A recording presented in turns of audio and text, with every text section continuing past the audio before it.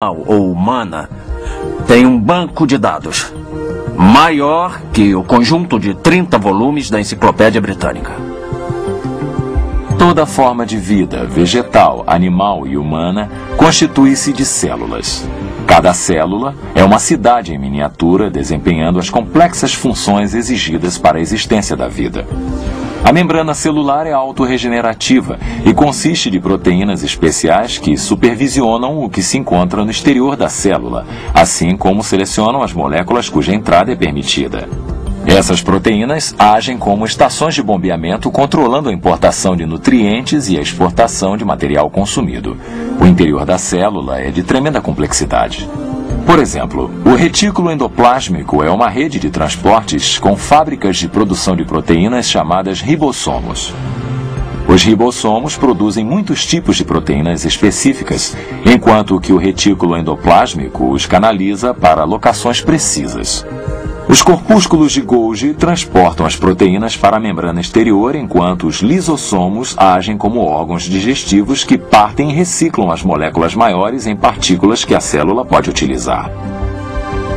A mitocôndria são as usinas da célula, produzindo o combustível que a célula consome. O núcleo contém o banco de dados que governa a atividade da célula.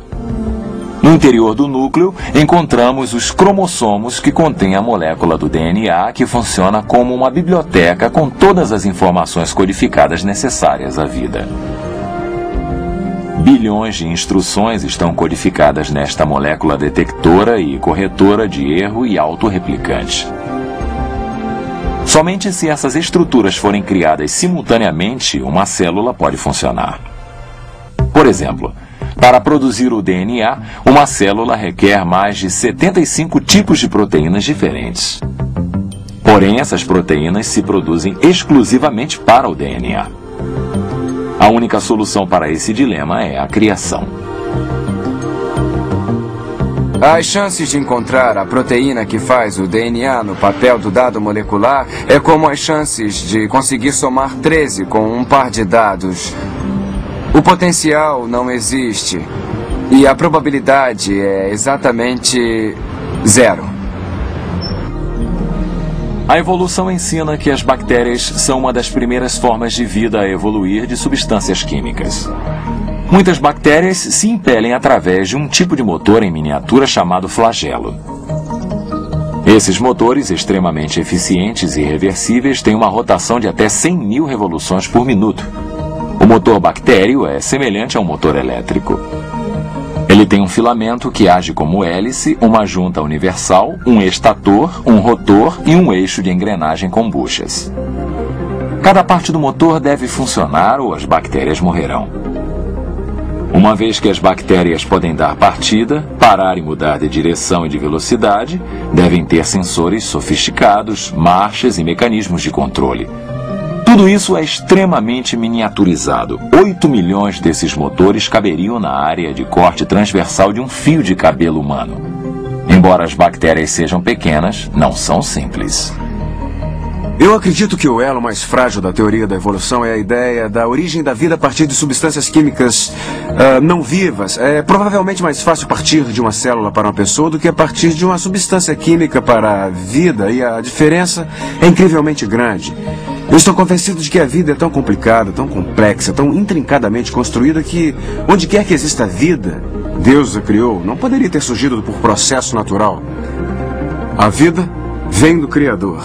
E esse Criador nos diz que criou a vida aqui na Terra. Aqui nós a vemos tão complexa que só pode ter sido criada por Deus.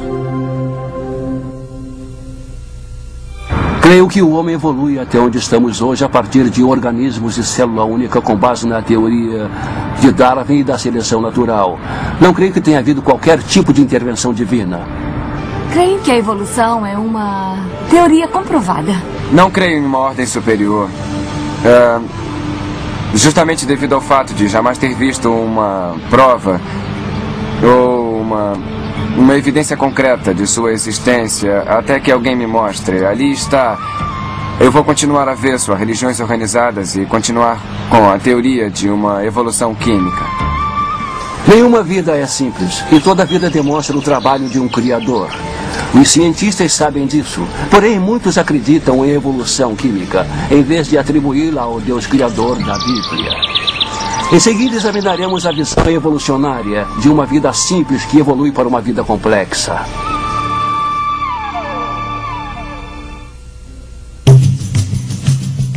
Elos perdidos.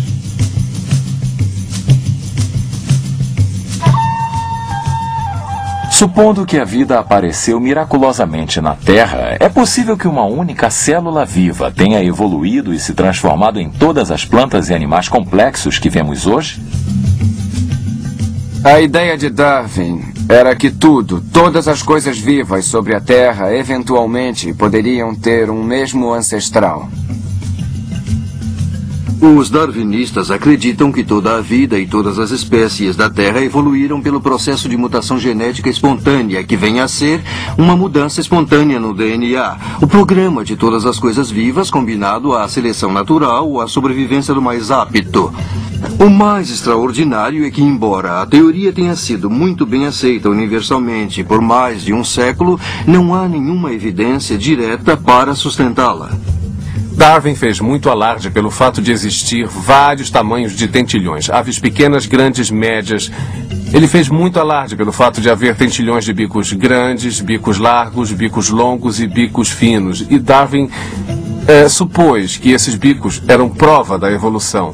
Na verdade, esses bicos foram resultado de uma variação genética que já existia na população. Se você pegar 2 tentilhões médios com bicos de tamanho médio e acasalá-los, terá alguns tentilhões com bicos pequenos e alguns com bicos maiores. Com o tempo, à medida que esses tentilhões se espalham pelos diversos ambientes, certos bicos pelo tamanho serão favorecidos em certos ambientes, e assim se tornarão a forma predominante. Mas a questão é, a capacidade de produzir os bicos pequenos, os bicos médios e os bicos grandes já existia na população de tentilhões de Galápagos, e foi simplesmente a diferença ambiental que permitiu sua expressão. Não foi a criação de nenhuma informação nova e singular, com certeza. O problema é que todos esses tentilhões reproduzem-se entre si, e isso, na biologia, é um teste para a espécie. 2 criaturas que podem acasalar-se e produzir filhotes vivos e férteis são consideradas pertencentes à mesma espécie, e em toda a Galápagos os tentilhões preenchem esse critério, por isso não há muitas espécies. Se a evolução fosse verdade, não estaríamos preocupados com a extinção das espécies, haveria novas sendo criadas. Não temos novas espécies, temos deterioração, temos todo tipo de espécies que não existem mais. Charles Darwin teorizava que, com tempo suficiente, um tipo de animal poderia evoluir para outro. Essa é a base da árvore da vida evolucionária ensinada em biologia. Porém, o próprio Darwin reconhecia a falta de fósseis transacionais nas camadas de rocha.